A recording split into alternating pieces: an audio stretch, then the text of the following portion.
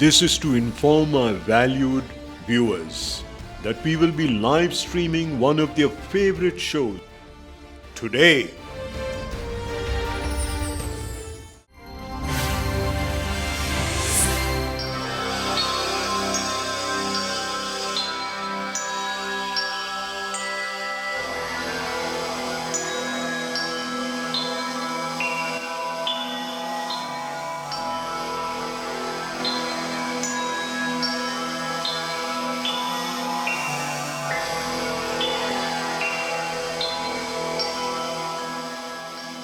प्रणाम ब्रह्मा जी। प्रणाम हे वासुदेव। हे महादेव प्रणाम। आपके आगमन से तपते दोपहरे की भांति तपते हुए इस ब्रह्मलोक में शीतलता आ गई है। आपके आने का कोई विशेष प्रयोजन? क्या कहे ब्रह्मन, हमारा क्षीर सागर भी आजकल भट्टी पर रखे पात्र की भांति उबल रहा है। उधर महाकाली की फुफकार भरी श्वासों से शीतल शिवलोक में भी गर्म सी लू चलने लगी है। यदि ऐसा ही चलता रहा तो हिमालय की बर्फ भी पिघल जाएगी। अब क्या करें देव, जब अपना ही दिया अपने ही घर में आग लगाए तो फिर किसे दोष दें? हाँ ब्रह्मा जी, भक्त नारद को न जाने क्या सूझी कि हे माते कहते हुए उन्होंने अपनी तीनों मातृ शक्तियों को आमने सामने खड़ा करके चक्कर में डाल दिया। यही तो नारद की बुरी आदत है। स्वयं तो चक्री की भांति इधर उधर चक्कर लगाते रहते हैं और दूसरों को भी चक्कर में डाल देते हैं। अभी भी तीनों देवियों का चक्कर नहीं छोड़ा। नारायण नारायण। भगवान, मैं चक्कर तो आप तीनों के भी लगाता रहता हूं, परंतु नारद को दुख इस बात का है कि जब भगवान ही भक्त की निंदा करेंगे तो फिर संसार इस नारद को कब छोड़ेगा। क्षमा करना देव, इन तीनों देवियों की देवी लीला का दोषी ये अकेला नारद ही नहीं कुछ कुछ दोष तो आप तीनों का भी है। हमारा दोष? वो कैसे? नारद, हम पर कीचड़ क्यों उछाल रहे हो? हाँ नारद, कलह कराना तो तुम्हारी पुरानी आदत है। उन तीनों देवियों को अलग अलग उकसाकर कलह की अग्नि तुमने नहीं लगाई तो क्या हमने लगाई? भगवान, माना कि ये अग्नि मैंने लगाई, परंतु इस अग्नि को फूंक किसने दी?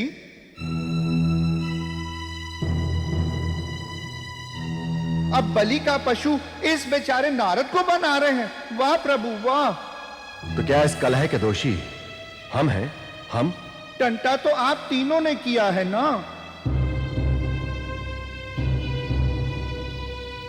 हमें?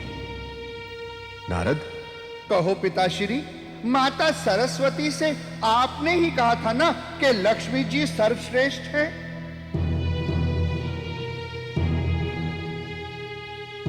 और भगवान, आपने लक्ष्मी जी को सरस्वती ही सर्वश्रेष्ठ है कह के उनके मर्म को चोट नहीं पहुंचाई।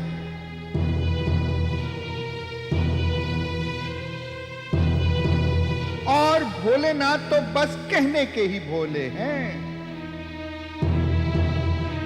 परंतु भीतर से कुछ कम नहीं है। इन्होंने तो लक्ष्मी और सरस्वती को श्रेष्ठ कह के महाकाली रूपी सोई हुई शेरनी को जगा दिया।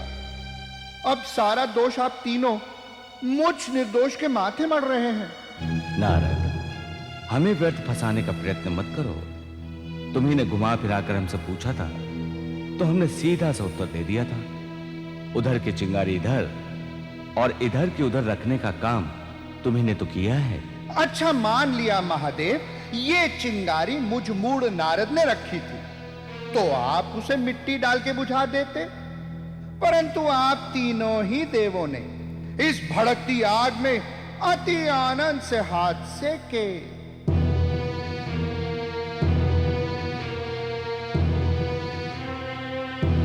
जब मैंने देखा कि आप हाथ सेकने का सुख ले रहे हैं तो आपके सुख के लिए मैंने 2-4 लकड़ियां और डाल दी।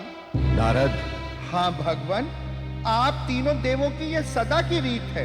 बुरा किया तो मैंने, अच्छा किया तो आपने। वाह भगवान वाह। अच्छा क्षमा करो नारद, तुमसे तर्क करना व्यर्थ है। अग्नि के लपटे घर तक ही रहती तो वो ठीक थी, परंतु वो तो अब धरती पर भी सुलग चुकी है।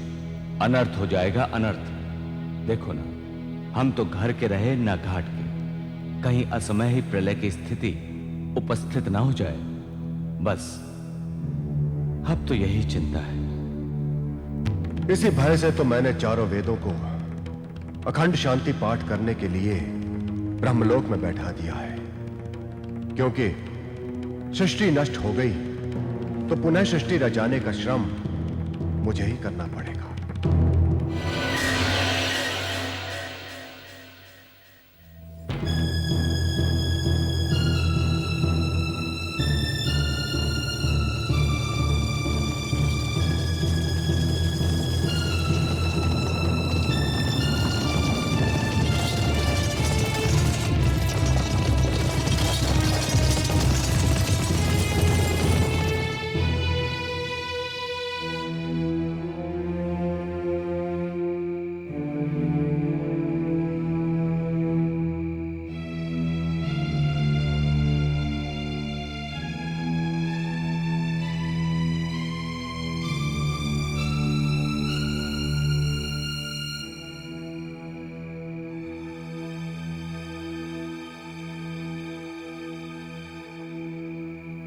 प्रणाम ज्ञानेश्वर।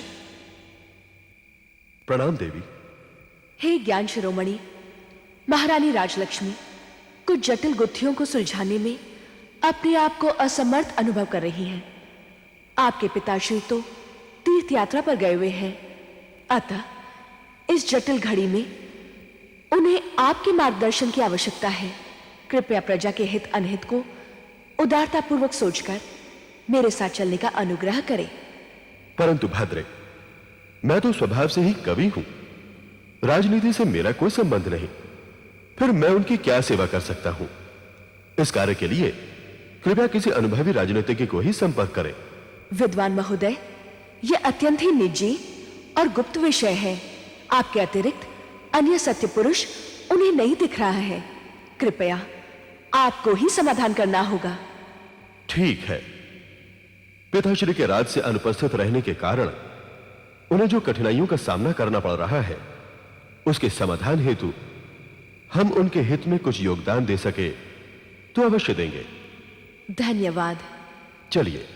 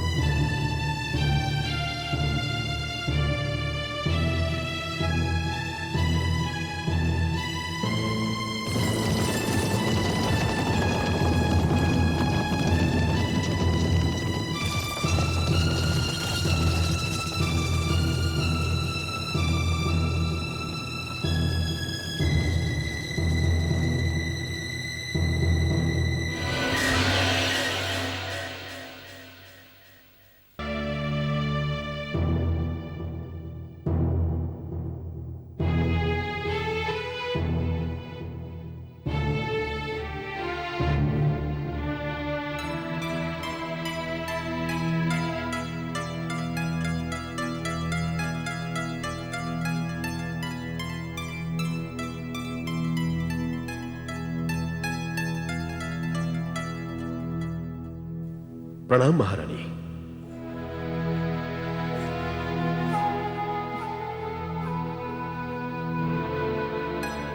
ओह, तो आपको आने का समय मिल गया कविवर। जी महारानी।